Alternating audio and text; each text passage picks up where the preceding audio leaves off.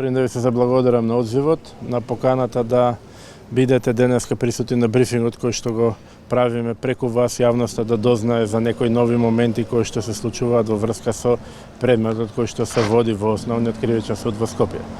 Значи, станува збор за докази кои што вам ви се доставени, кои што докази обвинителството ги има доставено во делот на обвинителниот акт, меѓутоа докази кои што во јавноста се презентираат на еден сосема друг начин. Имено, сведоци сте дека излегува тези дека не постоела одлука за набавка на предметниот софтвер. Вие, се надам, преку вашите медиуми ќе ја прикажете самата одлука која што е донесена во законски предвидена процедура и донесена од законски предвиден орган за таа намена. Вториот документ кој што ви беше предочен е записник за технички прием, со кој што се докажува и покажува дека софтверот кој што е предмет на обвинителниот акт е технички исправен, предаден и е комплетно функционален. И во воведниот збор и на брифингот и сега повторувам дека нема да бараме од никој да ни верува на збор, туку имаме предложено комплетна реконструкција на целата функционалност на софтверското решение, со тоа што ќе избереме една локација, една траса, една делница, каде што ќе ги тестираме функционалностите на самиот систем во живо. Се надам дека и телевизиите ќе имате техничка можност тоа да го пренесувате.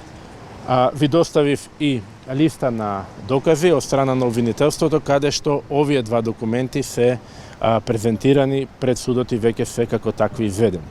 Она што заради запазување, односно внимателно за да не повредиме некоја постапка, односно одредба од членовите на ЗКП, е изјава, односно допис доставен од страна на генералниот секретар тогашен Мухамед Зекири, со кој што ја потврдува инсталацијата на таквите софтвери, го потврдува доставениот хардверски материјал и со тоа е потврдено дека таквата јавна набавка е во целост реализирана.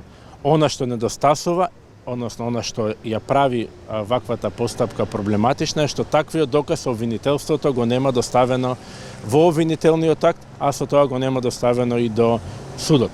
Што значи дека без да преюдицираме, преку вас може и да проверите, јас ви го дадов архивскиот број на одлуката, побарајте, односно на дописот, побарајте го да видите што во него е наведено. Со таквиот допис, апсолутно целиот предмет кој што е базиран на тоа, на неисполнување на обврските од договорот, паѓа во вода.